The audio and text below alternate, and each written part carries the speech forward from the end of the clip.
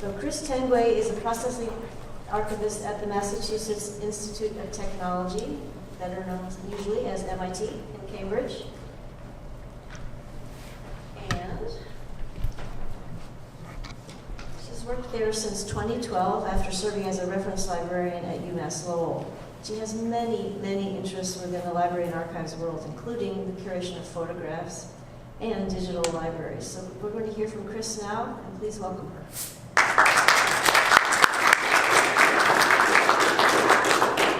Hi, so I'm going to talk today about some of the ephemera we have in distinctive collections. So just for a brief introduction, distinctive collections is part of the MIT libraries. We got a really late start in terms of the start of the archives. We also did used to be known as the Institute of Archives and Special Collections, recently changing the name to Distinctive Collections to be a little bit more broad. So MIT was founded in 1861, didn't actually start classes until after the Civil War. But the archives itself didn't really start being discussed until 1961 as the centennial was coming up. So a lot of early materials never made it to us, but we actually do have a pretty good collection of early things considering. So a little bit more about us. We collect, preserve, and foster the use of unique and rare materials, such as tangible and digital archives, manuscripts, ephemera, artist books, and more.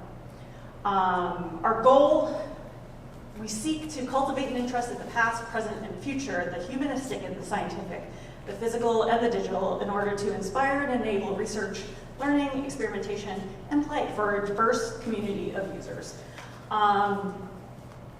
We have many collections under the Distinctive Collections umbrella. Most of what I'm going to be talking about today is under the Institute Archives and Records Management Program. The majority of the manuscripts in Distinctive Collection fall under the Institute Archives and are related to people associated with the Institute, faculty member papers, student papers, things like that. For books, the Aga Khan Documentation Center and Visual Collections. So some more about that.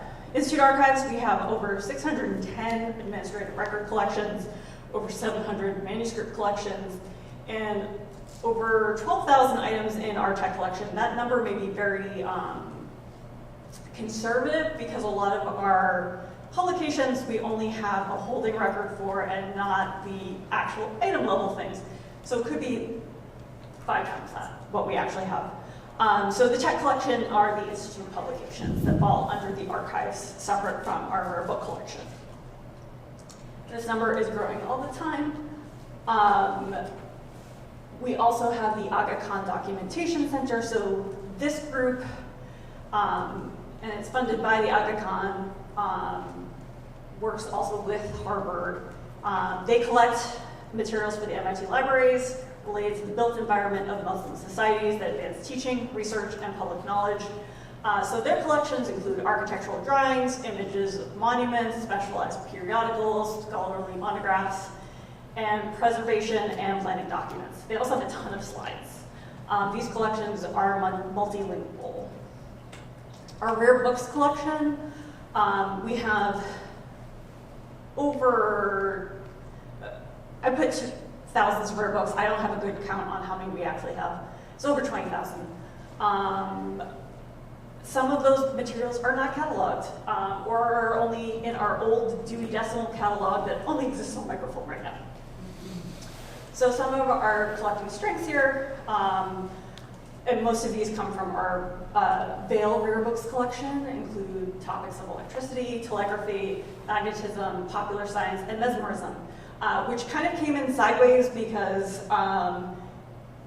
the Vail Library started with a real focus on electricity and magnetism, and because mesmerism is also called animal magnetism, the bookseller also bought things related to animal magnetism. So there's a really interesting materials related to that. Also some broadsides going back and forth about the validity of that science. Our visual collections are unique materials, recent research, teaching, and learning. This area of collecting is really less defined as more of a catch-all. So it covers a wide range of subject areas, including art, architecture, urban studies, regional and city planning, anthropology, archaeology, and media studies. Some notable collections there, we have the Charles Connick stained glass collection, which has the records of the Connick stained glass, photographs from Kevin Lynch's studies on urban planning, and also a collection of indie tarot cards that form a good snapshot of a certain time in the creation of tarot cards that were made in very small batches. That's not an area we are actively collecting anymore, but they are an interesting group of, we treat them more like artist books. So one of the complicating factors in terms of the ephemera within distinctive collections is a lot of things are also held by the MIT Museum. We have overlapping collecting focus. They have their own MIT history collection, which includes objects of archival material, photographs, and film documenting MIT. They have a lot of ephemera. Early on in the archive's history, we would actually separate our photographs from our collections and send them over to the museum. So there's a lot of things where we may have part of a collection, they may have another part. We have theses from MIT, and for the architecture drawings, for the architecture theses, those are held by the MIT Museum. So they do have a lot of ephemera because they are really collecting a lot of the more artifact-type objects. However, we do have some of our own. Just some overviews of our reading room. We are open Monday to Thursday, 10 to 4. We do require appointments. So if there's anything you do want to see at MIT, a lot of our materials are off-site. A lot of it is under process, so needs to still be screened for restricted materials, because a lot of our ephemera is actually mixed in with our regular manuscript collection, so we may actually have to spend some time looking at things. So we recommend 10 business days in advance to make those appointments. We are open to anyone who wants to do research in the archives. We just ask that you let us know ahead of time so we can make sure that we have what you need. In terms of searching, we're just kind of go over some of this. A lot of this is going to be obsolete in a few months because we will be unveiling a new search tool this summer. So our main search is at libraries.mit.edu/search. It's kind of a bento system where if you search things there, we'll pull up things from our archives collections, the library website, our catalog, because our collections are described in many different places. One of those is our MIT archive space, which is our catalog for materials. That's where we have our description for all the institute records and manuscript collections that we have. As I've said, a lot of our description is, a lot of our collections are under-described. So we recommend that you do reach out to us if there are things that you're interested in, because if you look up ephemera in our in MIT archive space, you're going to not find a lot, but there's quite a bit in different collections. And I'll be going over some examples of those things. We also have our catalog, which is called Search Our Collections, which is where any of our published materials are. And actually, these names are all changing because our MIT archive space is, I think, just going to be called Archives and Archives and Manuscripts. I'm not sure what our new name for Search Our Collections is. We also have two different sites that we have our digital materials on.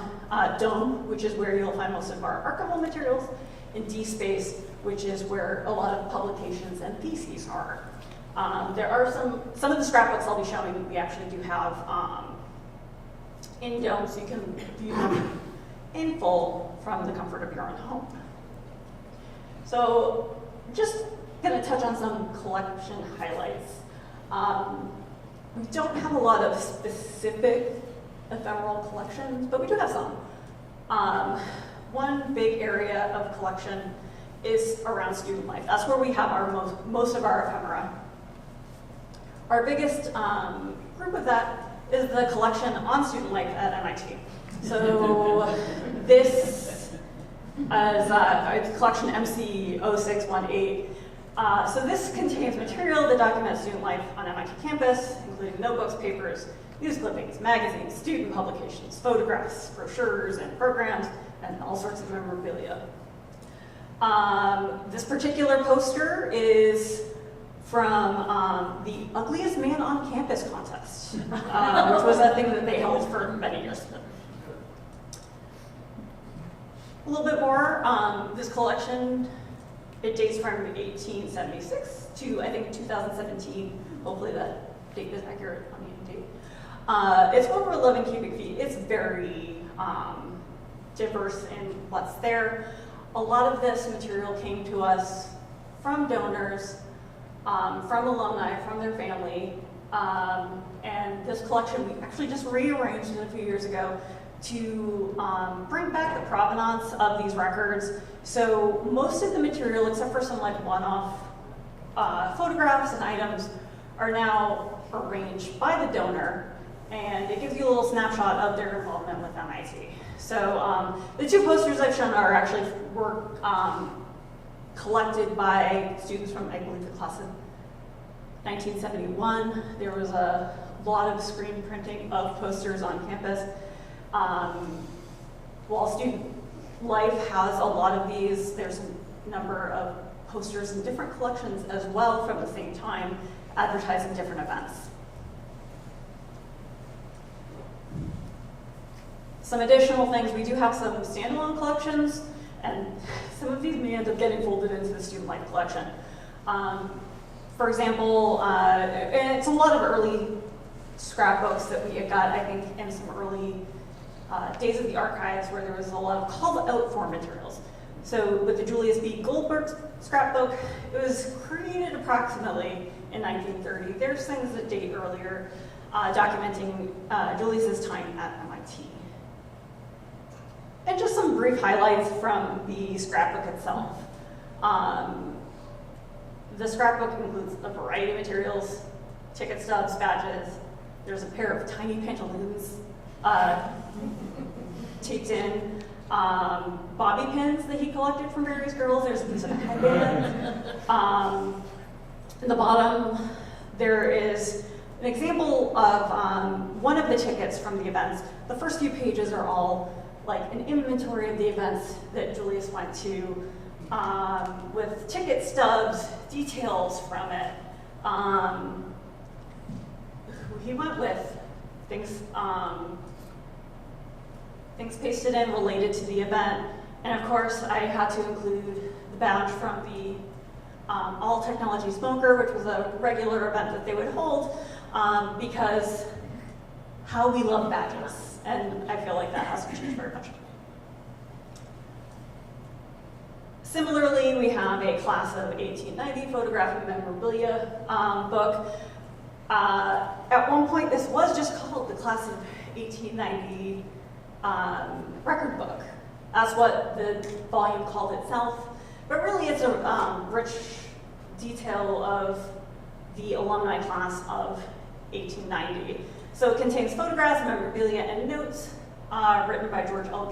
Gilmore, who was the secretary of the MIT class of 1890. So he collected information on alumni for Technology Review, which was a periodical that would also serve as an alumni publication as well, issuing class notes on what everyone was up to. Some highlights from that collection. This one has a lot of menus in it. We do have a lot of menus spread throughout our collections. There's even a graduation program at the bottom, photos from alumni events, and this one actually, it's not in our description, and I'm going to be changing that because I found this. There's a lot about students who served in the Spanish-American War.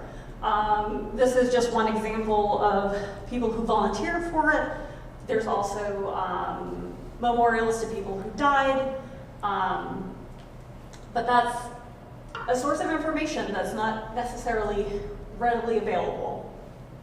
I think I had already mentioned the Vail collection.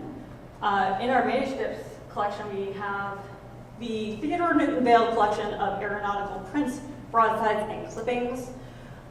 This collection has a lot of ephemera related to balloon flight. We often just colloquially refer to it as the Vail Balloon Prints collection. So provides visual documentation of the dream of human flight. So there are fanciful things, depictions of real events, newspaper clippings from different balloon launches, disasters.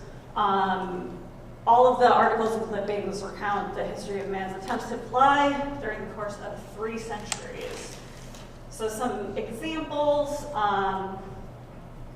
On the left, this is actually a page from an auction catalog. And this is the frontispiece that is in the volume. So it depicts a balloon flying with sails, a rudder, and an upturned parachute beneath it. And then to the right, we actually don't know where this originally came from. The cataloger described it as a page with a nonsense verse, and an illustration of a band with a lantern, a spoon, and a dog on a leash. A balloon is tethered to the ground in the background. So this just goes to show that the collection includes things with even just tangential relation to hot air balloons.